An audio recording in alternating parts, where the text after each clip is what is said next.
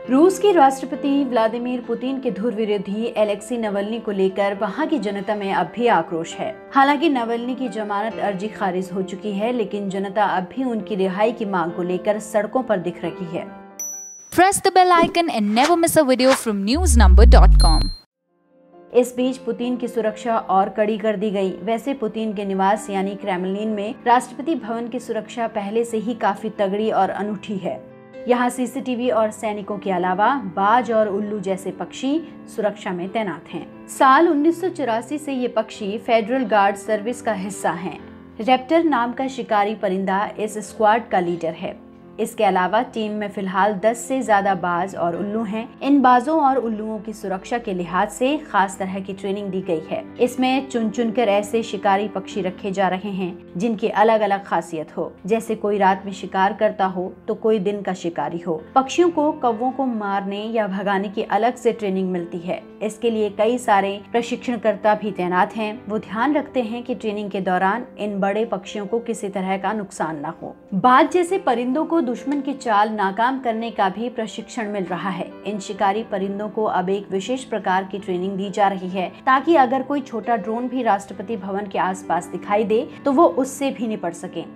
विदेशी ड्रोनों को पहचानने की भी इन्हें ट्रेनिंग दी गई है ताकि वो दोनों में फर्क कर दुश्मन के जासूसी ड्रोन को ही निशाना बनाएं। शुरुआत में शिकारी पक्षियों को तैनाती का मकसद कुछ और ही था। राष्ट्रपति भवन के आसपास कौवों और दूसरे छोटे पक्षियों का झुंड मंडराता रहता था। वो खाने की तलाश में आया करते थे। तत्कालीन सोवियत संघ के शुरुआती दौर में इमारतों की सुरक्षा के लिए कौवों को मार गिराने या दूर भगाने वाले गार्ड रखे गए थे।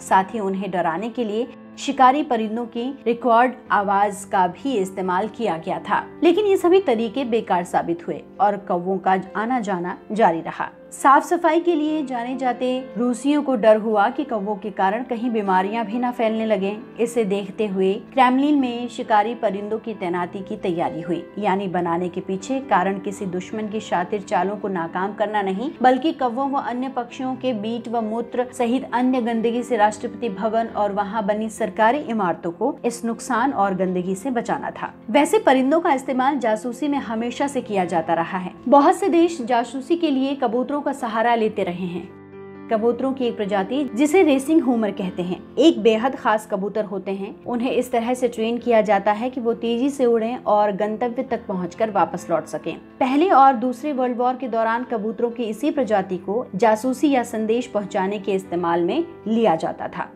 रूस में हुई 2020 में वोटिंग व्लादिमीर पुतिन के लिए बड़ी खुशखबरी लेकर आई। व्लादिमीर पुतिन अब 2036 तक सत्ता में काबिज रह सकेंगे। वहां की जनता ने इस संविधान संशोधन को मंजूरी दे दी है। दरअसल रूस के राष्ट्रपति व्लादिमीर पुतिन को 2036 तक पद पर बने रहने का प्रावधान करने वाले इस कानून पर जनता की राय मांगी गई थी। वोटिंग में जनता ने संशोधन को मंजूरी दी। अब संविधान संशोधन कानून के जरिए पुतिन का वर्तमान कार्यकाल खत्म होने के बाद उन्हें 6-6 साल के 2 अतिरिक्त कार्यकाल के लिए राष्ट्रपति पद मिलना तय हो गया।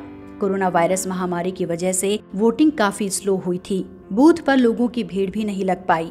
पूरी वोटिंग 1 हफ्ते में हो पाई थी। संविधान में किए गए संशोधनों के लिए जनता को विश्वास में लेने के वास्ते पुतिन ने बड़े स्तर पर अभियान छेड़ा था। राजनीतिक विश्लेषक और क्रेमलिन के पूर्व राजनीतिक सलाहकार ग्लेब पाल्वोव्स्की ने कहा कि कोरोना वायरस संक्रमण के खतरे को दरकिनार कर पुतिन ने ये वोटिंग करवाई थी, जो उनकी संभावित कमजोरी को दर्शाता है। पाल्वोव्स्की ने कहा कि पुतिन को अपने करीबियों का विश्वास हासिल नहीं है और वो इस बात को लेकर चिंतित हैं कि भविष्य में क्या होगा। उन्होंने कहा कि उन्हें इस बात का पुख्ता सबूत चाहिए कि जनता उनका समर्थन करती है।